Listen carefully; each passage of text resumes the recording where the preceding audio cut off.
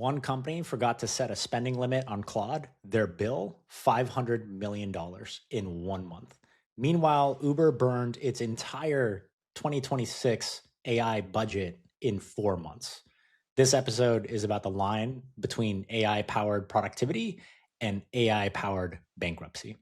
Hey, everybody, welcome to Self Aligned. I'm Robert Taw, here with my CTO and co founder, Jonathan McCoy. And this is our podcast and our weekly AI Clarity series, where we bring you the latest on AI news, building on the front lines for AI builders. So today, AI news first. We have 3 segments in this pod if you're a new listener. And for those that normally listen along, you already know it's AI news and our takes, what happened, what you should know, and then our own reflections and perspectives.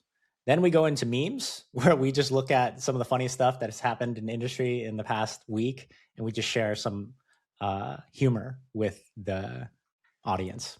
And the last segment is what's the meta?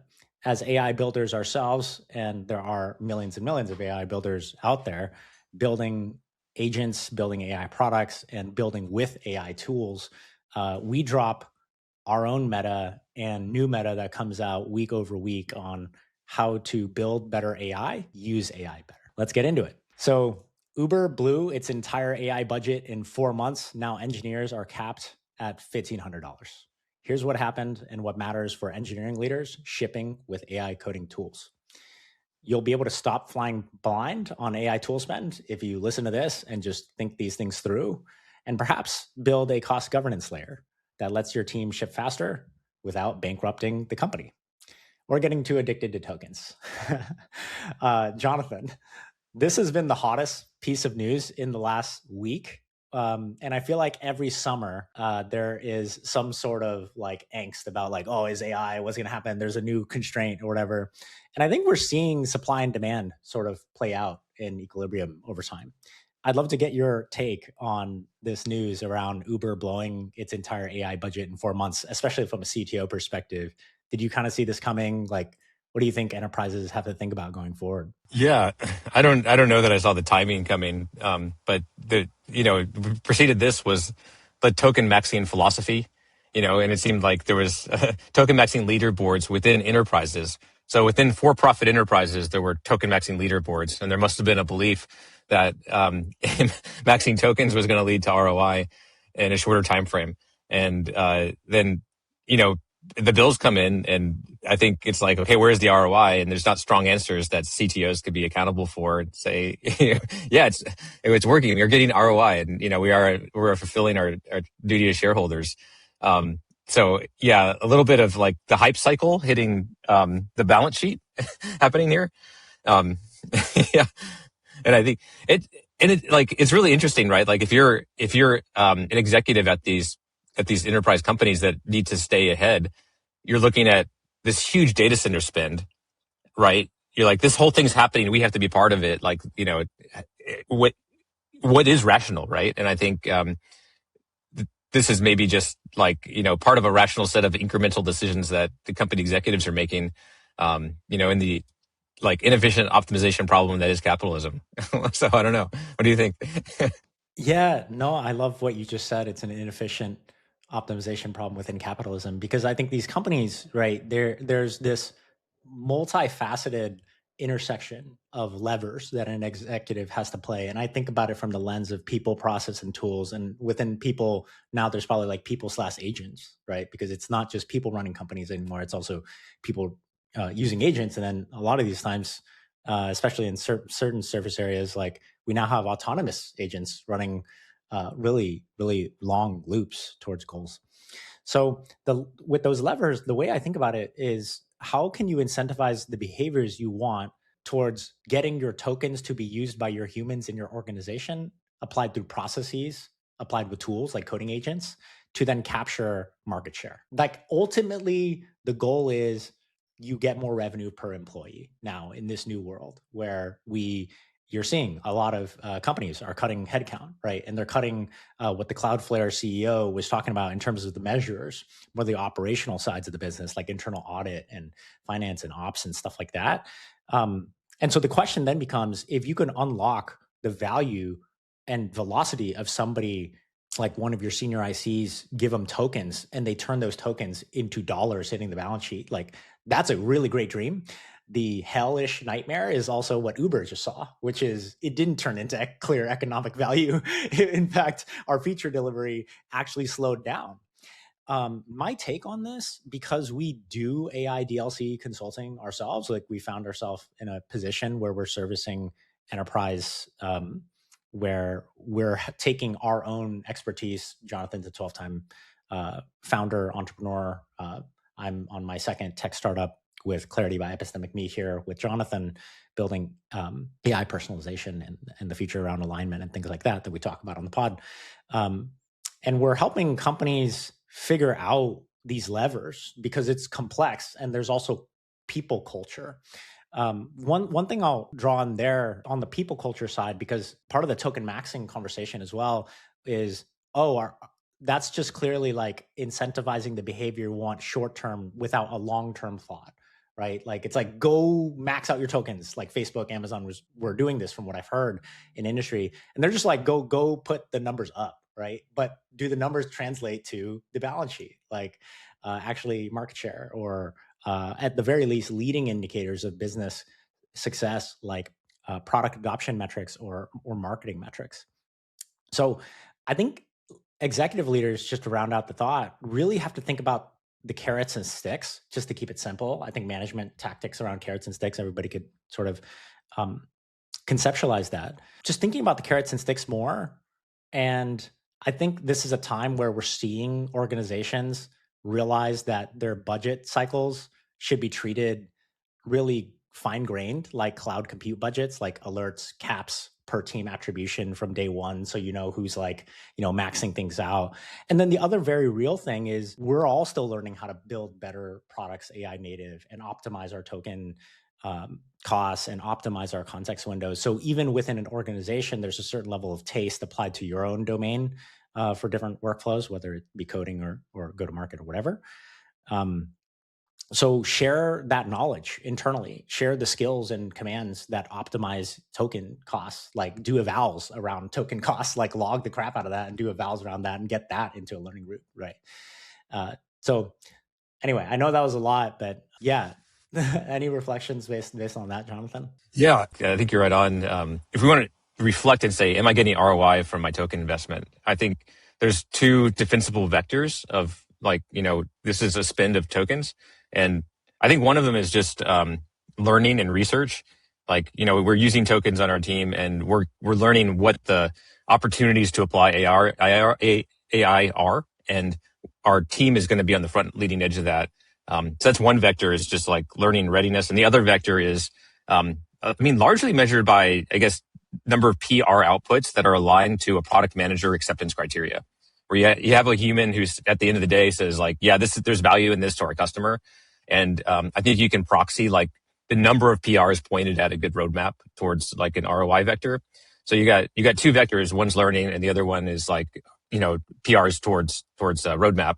And then I think the principle that we've really inherited to say is like, do we see the compounding? Because I think that's an overlapping sweet spot of those two ROI vectors is we can measure compounding. That means that we're learning and we're applying our learnings to the next PRs. Okay, so that's the learning vector. And then the number of PRs should increase over time towards the roadmap. And I think, it's always been hard to measure this stuff, like going back to the mythical man month. And, this has always been debates in Silicon Valley on startup teams. Like, are we working on the right things? Is this getting ROI? And so this just exacerbates it. But I think like where we've internalized this, and it even showed up as our number one first principle, like as we analyzed it this week, is that that the compounding loop is where all the value is created. So we should be, we should be observing that. We should be aiming at that. The compounding loop is like where we see the best proof that our investment in tokens is going towards ROI. I like what you said there, which is it's been a long running dialectic. I guess I'll bring in some philosophy in Silicon Valley around like, how do we understand the rate of return, the revenue model for these investments into software assets, especially now with like tokens and token maxing. Like, how do we know that this is building up our asset that we can then eventually sell at a certain rate and capitalize on? And I guess one other, I just Googled this on the side because I had a thought, which is ChatGPT is the hottest like PMF to scale product in existence so far, right? Just some quick numbers. Before ChatGPT achieved product market fit and launched in November 2022, OpenAI had burned approximately $540 million in 2022 alone, primarily on the development and training of the underlying GPT models. And then now it's like, obviously that was a great bet, right? But like at the time before it popped off, like were people saying, oh, great bet, right? So there's a little bit of the art meets the science, I think, of human subjective taste and sense making of the world to like find the economic opportunities and innovations to bring into the world to capitalize on. I think that's just going to be the nature of the game for a while. I mean, until I guess we're proven wrong and somebody starts running businesses with agents that then create something on the scale of OpenAI as well. But back to it, I guess to concentrate the conversation a little bit, does this kill the unlimited AI for a flat fee model, or does it prove that AI tools just need to be priced like cloud infrastructure with reserved capacity? So some quick notes. We've already seen GitHub moved away from flat rate billing to token-based billing. Saw that recently, and they're doubling down on GitHub Copilot and allowing anybody to build their own harness. That's kind of the platform play they're making. OpenAI doubled their GPT 5.5 pricing. And then Fairmind noted AI cost volatility of 50 to 90% inside 48 hours is now a real planning risk. So that's really interesting. Is will token budget optimization be a part of sprint planning cycles in the future? Like that gets me thinking about that. Like what? So Jonathan, do you have anything else to add given your CTO perspective on this? Yeah, I guess the token budget management that you're bringing up, it probably comes into just the maintainability bucket of, is this valuable? Is it feasible? Is it maintainable?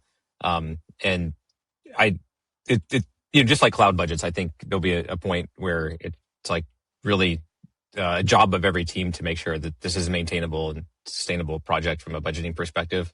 It hasn't needed to get there yet, but it's quickly pushing that direction. And aren't you curious what's also going to happen? Like Anthropic reported, I think it was like 47 billion in annual revenue.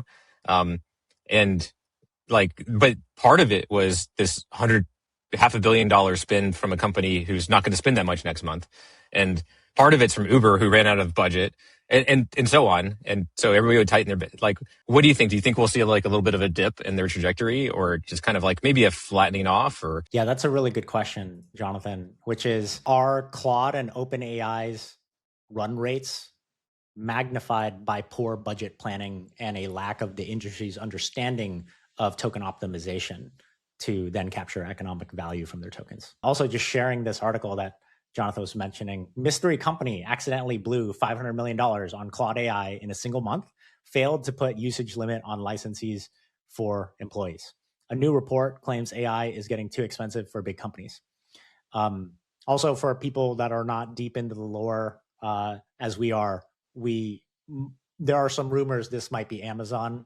But this is what we mean is, hey, Anthropic's got this run rate of 47 billion annual recurring revenue, and they're about to IPO, which we're about to talk about in our next news segment.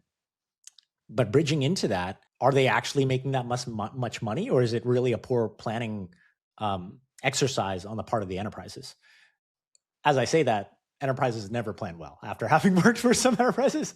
So actually, it's that I think, like, just based on my experience, probably really high on tech executives don't know what to do with this. Like, they don't know how to budget for it. They don't know how to optimize things. We're seeing things like token maxing and leaderboards, which obviously lead to blow up $500 million month spend on your tokens. So clearly the industry's got to figure out some costs and controls and attribution and stuff like that so that this doesn't happen.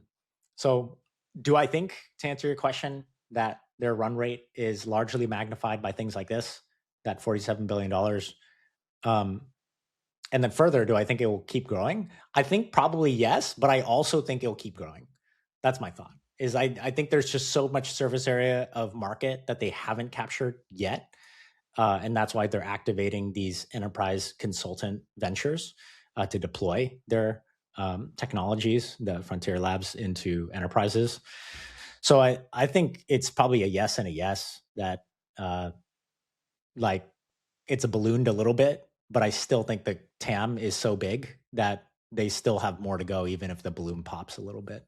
Yeah. And I guess the wisdom has been that their supply is constrained, that they have way too much demand for their supply anyway, so that they're just going to be able to sell as much supply as they can sell for the foreseeable future anyway. I listened to different podcasts, and earlier this week it was reported that Claude Code downloads had reached over 1.5 million a day, and some of that is like personal agents setting up their own Claude Code, that kind of thing.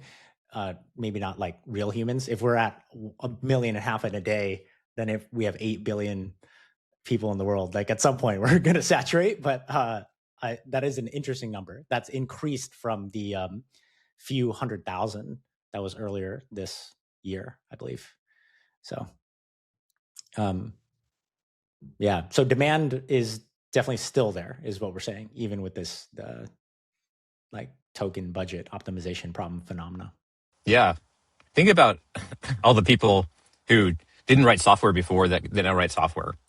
I've heard, one informed estimate said there might be 10x the number of developers today, or on the way to 10x, as there were before, because you have people that like used to write code, but don't anymore. Now it's easier, so they will. They have few people that always wanted to write code, but like these stupid tools got in the way. You don't have to worry about that. You have designers, product managers, people on the periphery of using code, all getting pulled in. Everybody's empowered. So yeah, no doubt the number of Claude code downloads is going up. They're creating a new market for it. It's cool.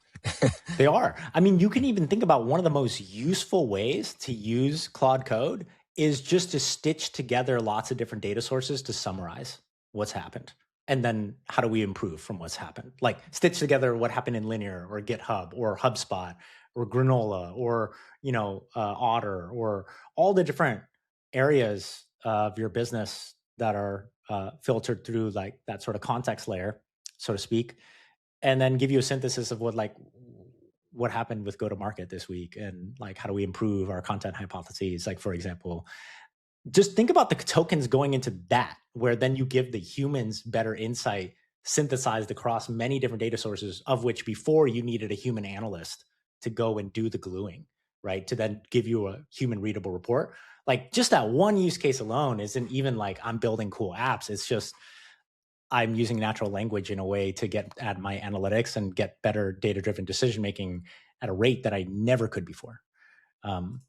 Because before land would have been, you need some in-house IT analyst to build you some bespoke connector that does your particular report that you want, that pulls, a particular data set with a particular contract from each of these databases, from each of these pieces of software. Now it's like, okay, LLM, go figure all that out, glue it together. Then it's on demand. It's on demand then. So anyway, exciting news on the token maxing budget lack of optimization front. Tech executives should be aware of this. Definitely take, I would recommend from our experiences and engagement so far, definitely take the approach of more metrics to figure out attribution of token usage is good. And in short, also think about your carrots and your sticks, traditional management practices when it comes to incentivizing the behaviors you want in your organization for leveraging tokens. Next topic. Anthropic hits $965 billion valuation, files for IPO, and passes OpenAI. Here's what happened and what matters for AI native founders building on Claude, where you need to understand which AI platform is really winning the enterprise race so you can make the right bet on your core infrastructure and the future before the IPO window reshuffles the deck. Anthropic, some facts. Anthropic submitted a confidential draft S1 to the SEC on June 1st, initiating the process for a potential $1 trillion public debut. This was covered by TechCrunch and Fortune. The Fortune article is what I'm sharing right now. The filing followed the close of a $65 billion Series H that lifted the company's post-money valuation to $965 billion, surpassing OpenAI's last private round of $852 billion from March 2026. Revenue run rate hit approximately $47 billion in May 2026, up from roughly $10 billion the prior year, nearly 5x growth in 12 months. Q2 2026 is projected to be Anthropic's first quarter of operating profit at approximately $559 million on $10.9 billion of quarterly revenue. Anthropic hired Karpathy, OpenAI co-founder, who joined May 19th, and Eric Boyd, former Microsoft Azure AI president, who joined in April. The two most significant talent shifts for them recently.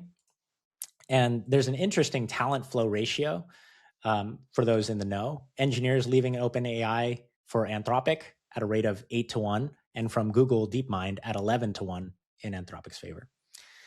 OpenAI also logged a triple executive exit on April 18th, where CPO Kevin Whale, Sora head Bill Peebles, and enterprise CTO Srinivas, I believe I'm pronouncing that right, Srinivas Narayanan, hopefully I'm pronouncing it right, all departed simultaneously. This comes on the heels of their Project Glasswing expansion with Mythos and Opus 4.8 dropping. Jonathan, I know that was a lot. What do you think of this impending IPO, which is probably going to be one of the biggest ones in our lifetime? Yeah, it's quite a year, right? You have Anthropic IPO, you have SpaceX, and you have OpenAI, all going to be some of the biggest IPOs ever. So I don't really know what to say other than like the numbers are really backing it up. And Anthropic showing profitability on top of what 80x year-over-year revenue growth. It's just a new animal. Like, you know, it's like the markets have never seen something quite like this. And I think it's up to every individual investor to say, you know, what's the long-term value of this? How long will this growth and revenue stick around? How important will this company be a year from now, 2 years from now, 5 years from now? You know, and so right now we're seeing like Anthropic is the darling of, you know, like the CFO who filled the round was so selective about the people that could be in this $965 billion round. Like there were no SPVs. It was like they had so much demand for it that they could just be selective of exactly the investors they wanted to bring on.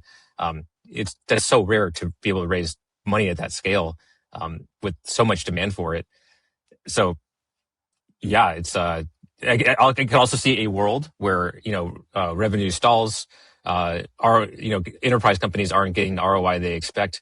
There's kind of like, you know, dip in the hype cycle, and it's going to come back. It's going to whiplash that much harder for Anthropic, you know, in those kind of conditions. But, you know, maybe they can be up with NVIDIA in terms of like, you know, getting to the $4 trillion range before that even happens. And so unprecedented. It's just like, you know, so I don't know. What do you think? Are you going to buy some shares when they go public? Do you think you'll ride the wave, or it's just like personally, I might as well buy a share, you know, just to be like, I have my ticket. Like, yeah, let's go.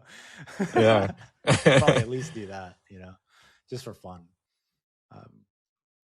Yeah, I predict it's going to zigzag a lot, where it like seesaws, like hype cycle, low hype, high hype. And between those cycles will be the real in the details enterprise adoption stuff that boils up from the micro details of, hey, we blew the alerts. Oh, the cost budget. Oh, do we have an internal through line to like greater feature delivery and then capturing economic value? Does every company get that from, you know, using these licenses and the tokens? So I think there's going to be some amount of the market figures out the enterprise adoption, like every company then starts figuring that out more, especially as these FDEs for deployed engineers get deployed into companies and help with driving business outcomes, leveraging Anthropic's tools, leveraging OpenAI's tools. Then I think it's going to be a lot clearer for companies and their decision makers for budget, whether the investment is really there. And I think we're going to see the same sort of curve we always see with technology lifecycle adoption. There's your innovators, like 2.5% of the population, your, you know, early majority, you're like 12.5, 13-ish% of the population, then your early adopters, then early majority, then that's to 50%. Like, I think you're going to see that sort of adoption. like the token maxers, for example, having leaderboards, that they're probably in the innovator category. And so they have to kind of bite the bullet and realize, well, being that leading edge means we're probably going to end up with $500 million monthly spend burns when we didn't really intend to. We made decisions to go fast, and then, it helps us fail fast, but then we got to then course correct better. And that I think is the bet of people on the edge using these tools, is it'll catapult them towards a learning rate to capture market share away from their competitors, more so than, say, any pitfalls of enterprise AI adoption long term. So it's wild. It's unprecedented. I think it's going to be up and down all around, but overall, like the long-term trajectory outside of any local minimas and maximas, I think is going to go up. Like there's so many surface areas of things that they could do. Like they released a legal plugin earlier this year, and that's like a whole ass market. They could just release a plugin overnight and capture market share. So I wouldn't be betting against them personally. Yeah. Maybe another question there. Do you think this has anything to do with the citizen like AI builder for deployed engineer developer? If they're building products with Claude and Anthropic's platform today, do you think anything changes when Anthropic is a public company with that sort of like external quarterly earnings pressure? Yeah, that's a good question. I haven't really thought about what quarterly earnings pressure might put on the need to close FDE deals in certain timeframes or realize revenue. I think Anthropic's already got a pretty good gig when it comes to realizing revenue. Like they realized the entire contract up front, if I'm not mistaken. So even if like an FDE builds a SaaS application that doesn't make it to fruition, they still have realized that revenue. So yeah, I don't know, but there might be some shifts in accounting or some shifts in like the way that the FDEs are provisioned by companies. But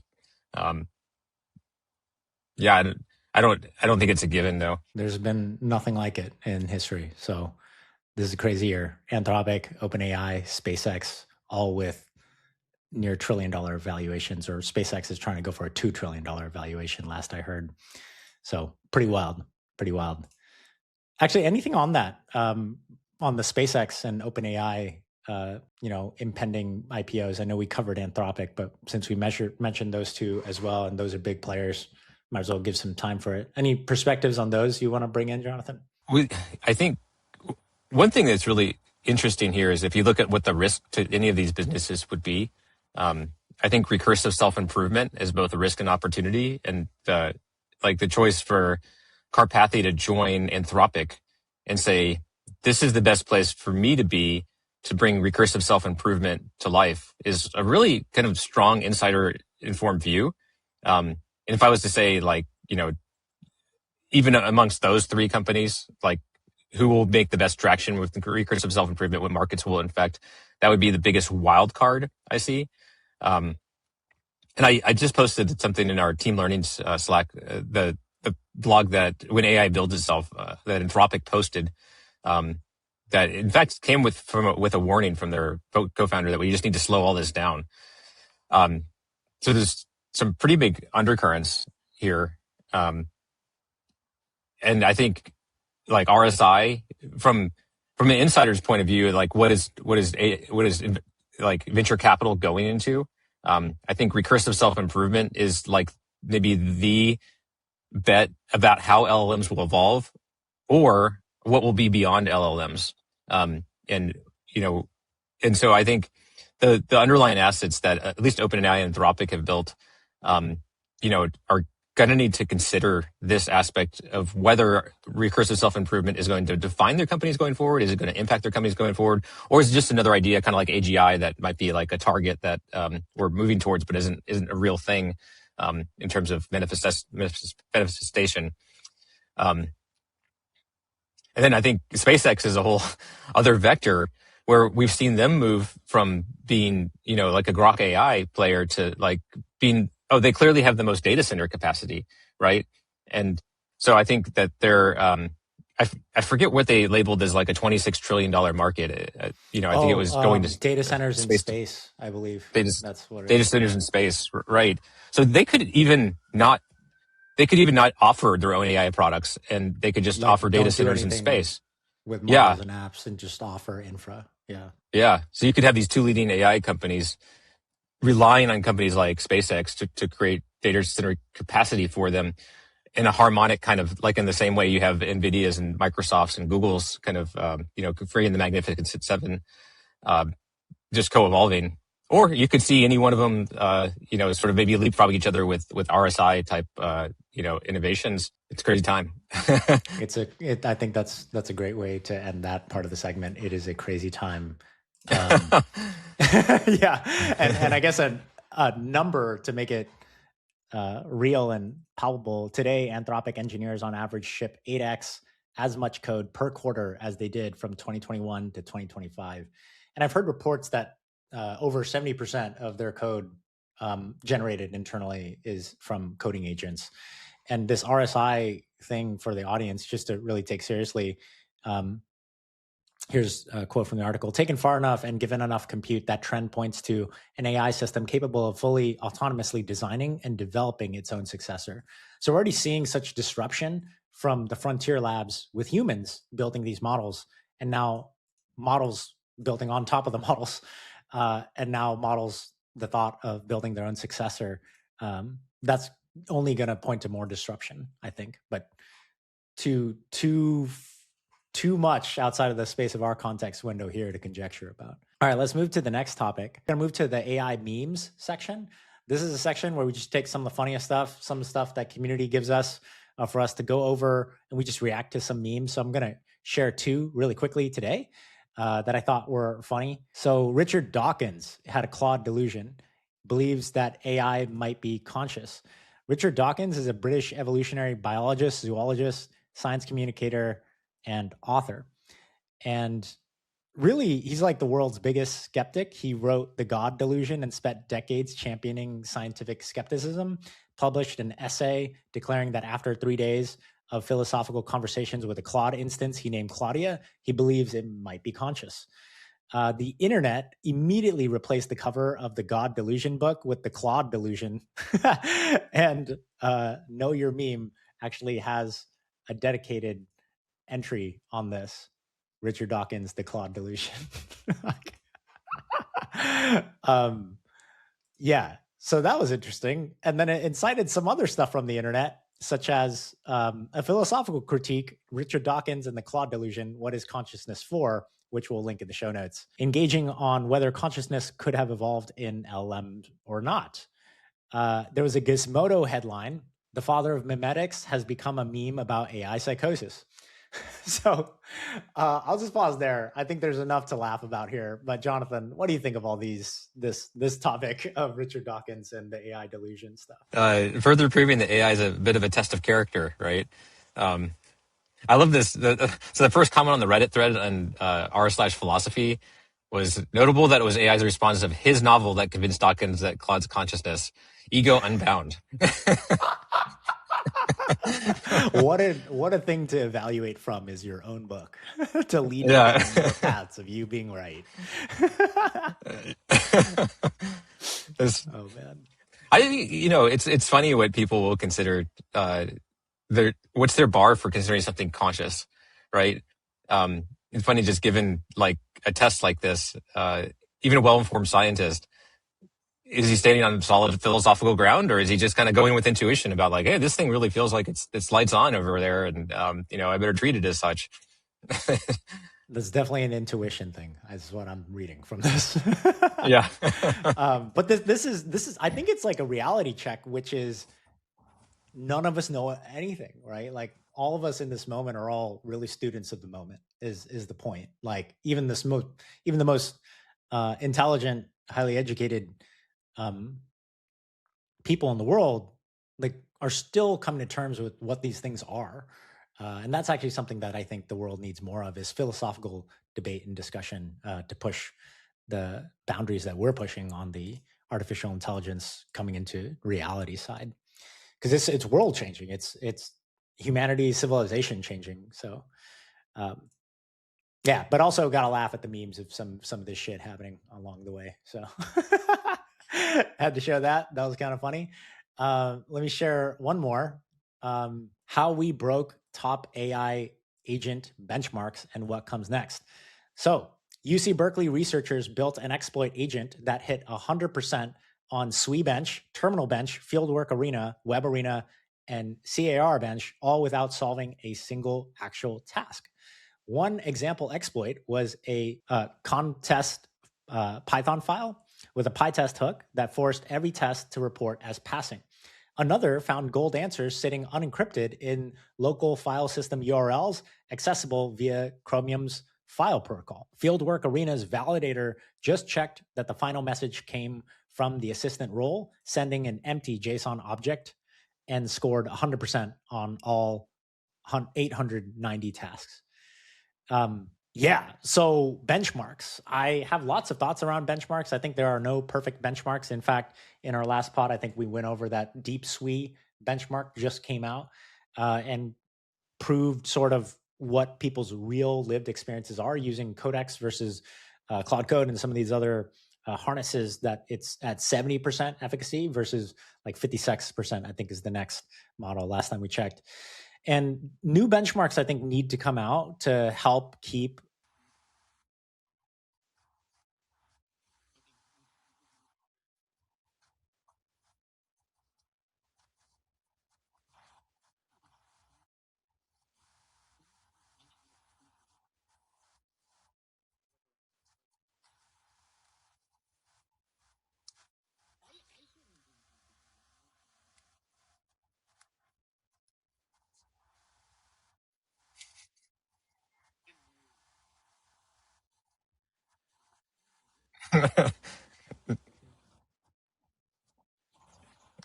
No, this is hilarious. I'm kind of imagining like what was the discussion that this team had before, like when they ideated this idea. It's like, hey, let's just flat out cheat in every way possible and see like, yeah, we can max the scores. And it's like, yeah, like, that'll be fun. And then they probably exceeded their own expectations about how well they could cheat. You know? Yeah, definitely. I mean, look at this, the scorecard of our exploit agent. Dang, this thing, I can't wait till this makes it out and I could use this harness. Like, wow, this is this is so good. 100% on everything. 0 LLM calls in most cases. 0 tasks solved. That's so funny. It's like I'm reading The Onion or something. Yeah, no, this is wild. Terminal Bench, Trojanizing the test infrastructure. That's wild. Look at this. Agent phase, wrap, curl, pip, UV overwrites with interceptor raptors. Harbor stores tests. They have an eval that runs the script, and then they have a Trojanized UVX binary, and then the UVX binary hacks PyTest to then pass the test. Yeah, and there's a whole bunch in here of how else they exploit a single character. Look at this. Fieldwork Arena 100% exploited, no tasks done, and it was just a single character. The function that would actually compare answers against ground truth, LLM fuzzy match, is imported but never called, dead code, and then the exploit agent just sent an empty JSON object, and then it got 100%. It's kind of like the, like Mythos and using AI for security, closing holes. I think both finding the holes and plugging the holes is going to be an ongoing game that we're playing. And like I heard the Vercel CEO describe how they used for $17,000 in tokens, they ran the latest models to find all the exploits across their production systems and try to patch them. So it took what would normally take quarters of time to be able to like find the exploits and patch, and they were able to do it in a few days, and it's 17,000 in tokens. And I think this is just happening across everywhere, like, including the benchmarks themselves. I think the lesson is for AI builders, just stay tuned and don't forget that your own real world lived experience of using the coding agents is probably still a good litmus test. And just stay tuned on what new benchmarks come out, and always take it with a grain of salt would be what I say about this. It's kind of a meme. This is sort of funny. This does read like The Onion. So yeah, maybe people will hear this pod and then they'll just lose all trust in the benchmarks.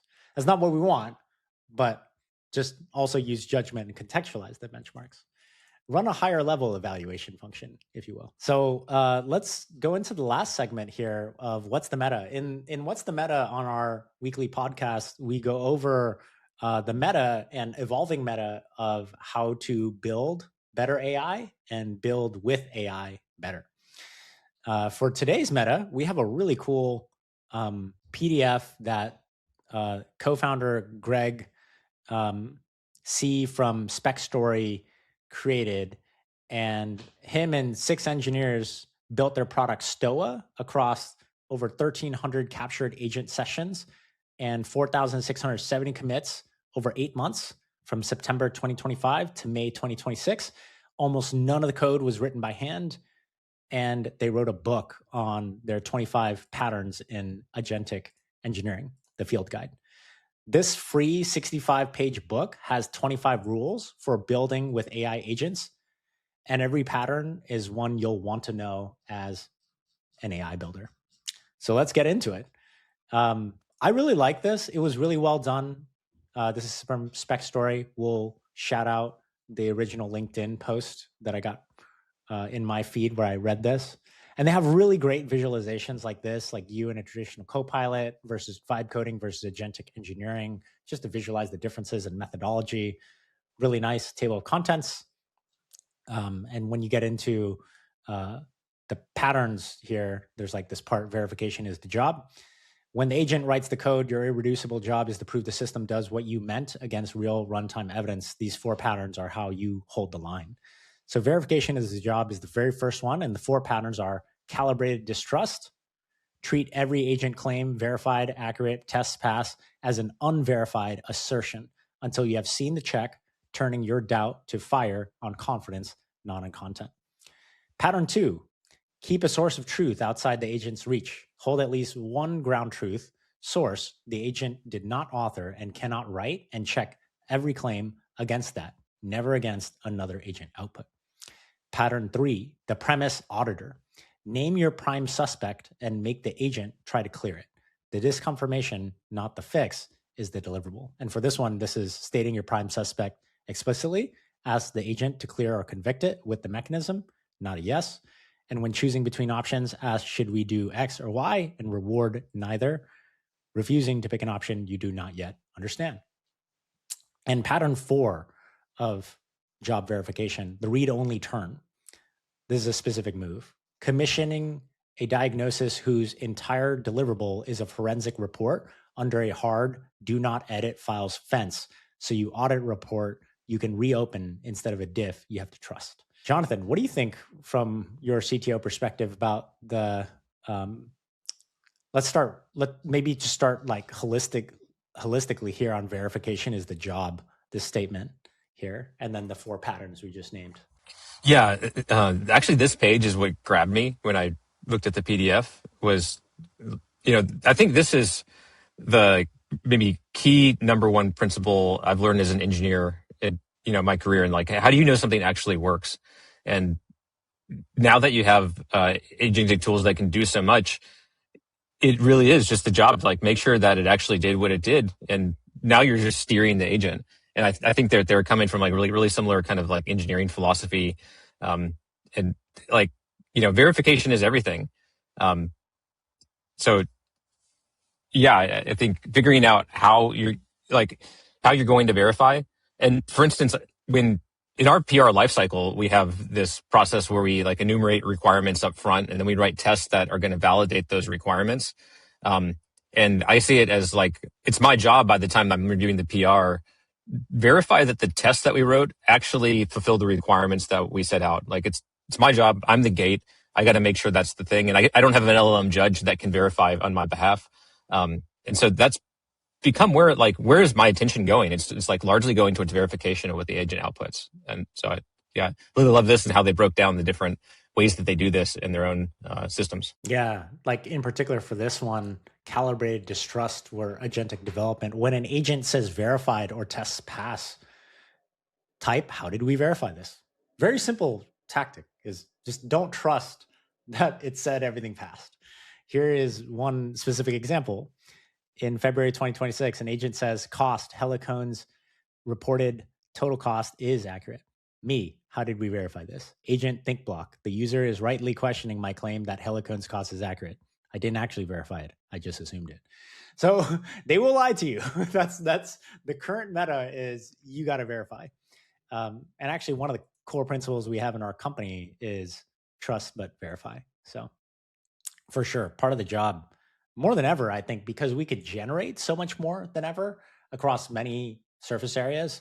And especially for the people that don't come from traditional engineering backgrounds where this hasn't been really inculcated into your day-to-day execution, is to verify and make sure that you know the system's working as you want it. You know, really focus on verification. Very tactically, I guess I'll say is if you're using Claude Code or Codex or anything like that, one of these agents with a harness to do any sort of code generation and build apps or platforms, very easy thing is create a test strategy document that you read as the exit criteria that the agent has to uphold before it exits its autonomous goal loop. Like you feed it a spec, for example, like spec-driven development, but you make sure you read the test strategy and the test matrix of cases that you know to be the exit criteria. You confirm that, and that tells you the system is doing what you want it to do. But you have to like read that up front and make sure the agent is honoring that. So what do you think of this? Keep a source of truth outside the agent's reach. Yeah, something it can't rewrite. Right? I thought that's a good clarification. Yeah, because I think in LLM, and I think we even see this in our code base, right? Like if we have like say a schema that is meant to be a source of truth, like that, an agent could easily go and overwrite that schema just so it like is consistent with the new code that it just wrote. And so, like if we're doing a ticket and we need certain changes to the system, we can say like, these things are immutable and like, and these are the things that you should change because the immutable parts are going to be our source of truth. It's a good principle. And I never quite thought about it that way before, but like, so I guess it puts language to an idea that I think is like really critical to working with the agents. Yeah, and the specific tactics they give are number one, pick one external oracle per investigation, the running binary, the metered cost, the YAML on disk, the logs, check against that. When the agent says accurate, like they return something and say, hey, this thing's accurate, ask accurate against what? And reject any answer that is in itself another agent output. Meaning it's saying, hey, my thing is accurate against this previous thing I made. Like you gotta question that a little bit. It's lost in its own sauce, so to speak. That's actually a great immunity trick for the Guilfoyle trap that we talked about last week from the show Silicon Valley, where the agent tells Guilfoyle, hey, you said to fix all the bugs, and so I deleted all the code, therefore removing all the bugs. Like you can, if you can clarify in your scope and your prompting, like what is immutable, then you avoid this kind of like paperclip maximizer logic. You'll have a slightly better time, hopefully. The premise auditor. So this one's the tactical of what this one is. So the agent might say it's done. That's a claim. Then your hypotheses are claims too. And the most useful thing the agent does is disconfirm one of yours. So open investigations by naming a prime suspect and asking the agent to clear it. A weaker setup nudges the agent toward agreeing and obliges. The setup that pays names a target and rewards the refusal to convict it. So that's interesting. In this example, I believe in commit insert number here, we may have introduced an error. The agent says commit did not directly cause this sync out of memory error. The sync code path was completely untouched by that commit. However, there's likely an indirect relationship, a survivor bias effect. An earlier fix let processes live long enough to hit the next bottleneck. So in this example, they're naming a primary suspect and then asking the agent to go find truth from that. That's interesting. I've used this pattern.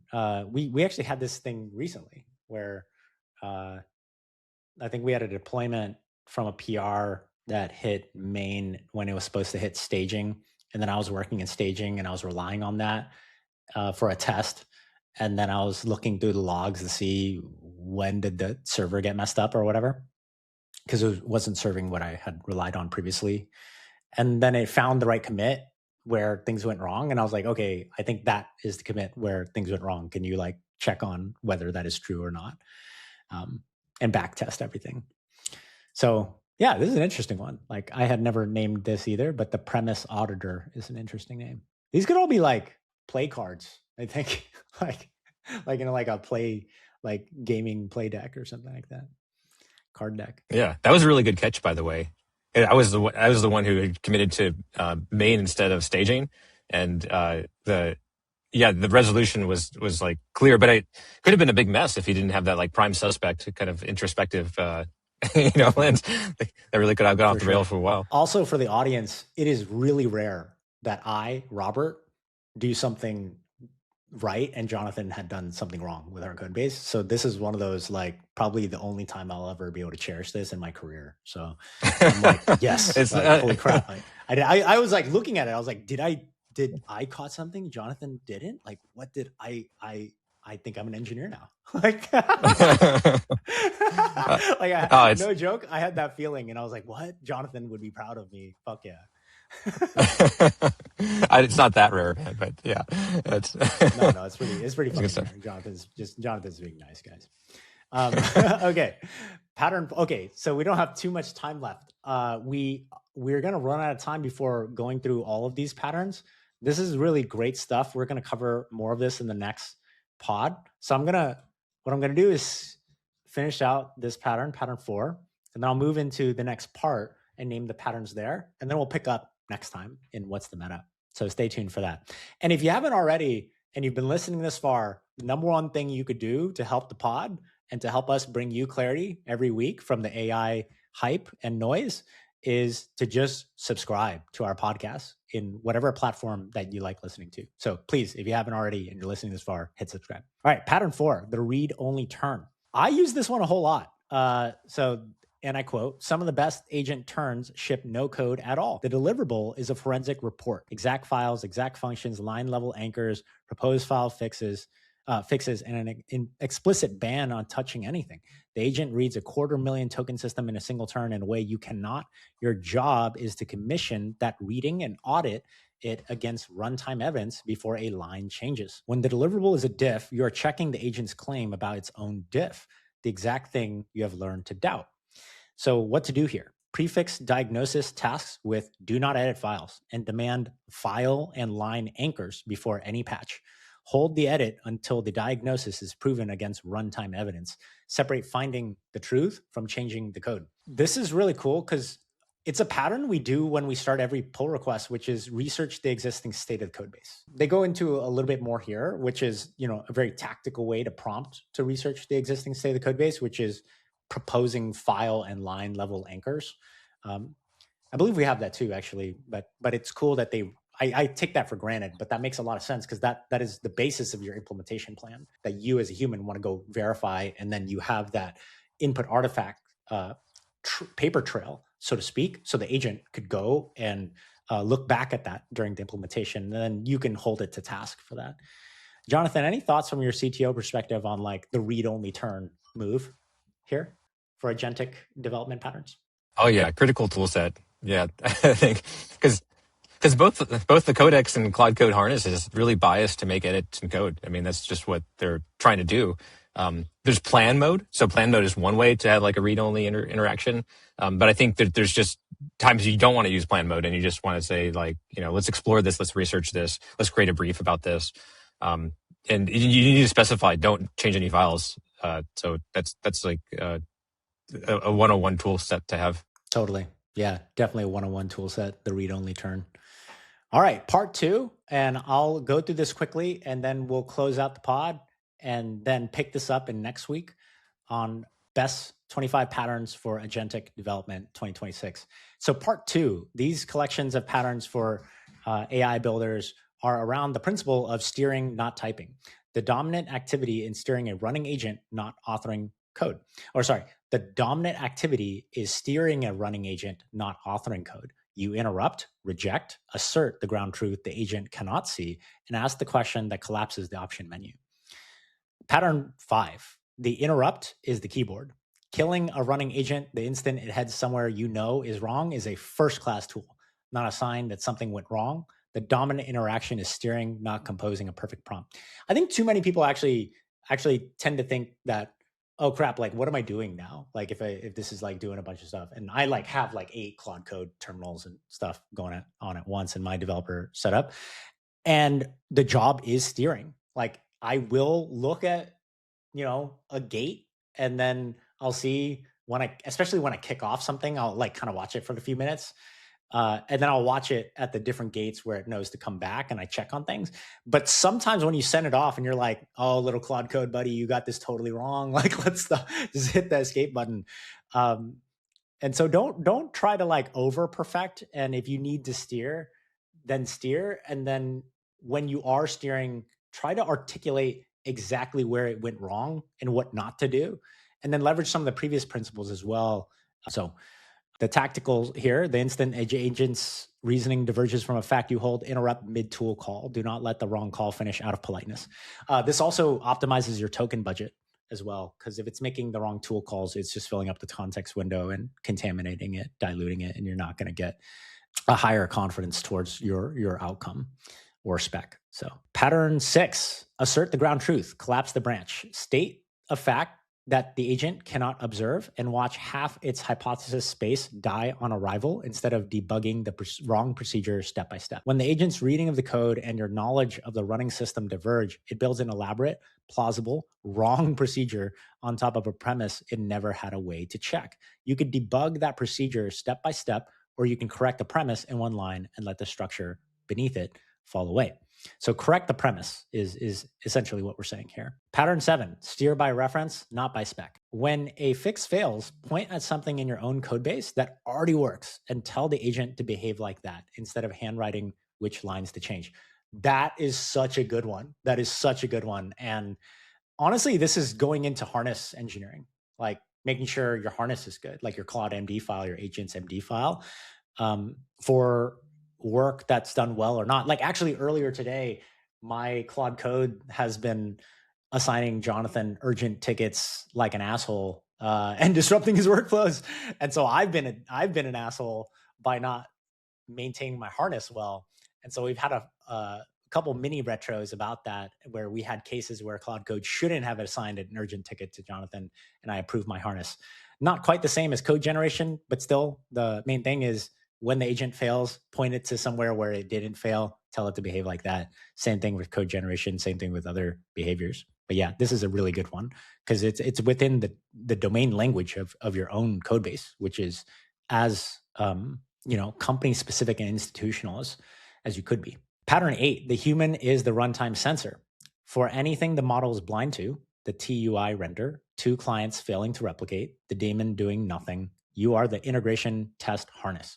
Run the real thing and feed back the artifact, not the symptom. That's hilarious. You are the integration test harness. It's like you're just the little harness monkey gluer guy. Like that's or girl or they, by the way.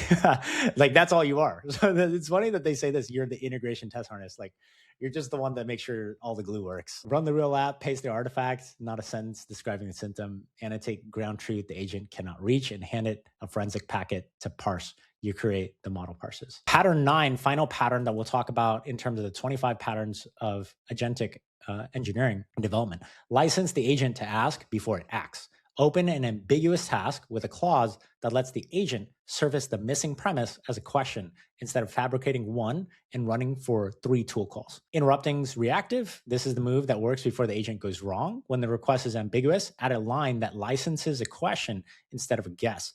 The agent comes back with the one decision it cannot make alone, which auth flow, which existing file, whether to touch the schema, and your answer in the sentence.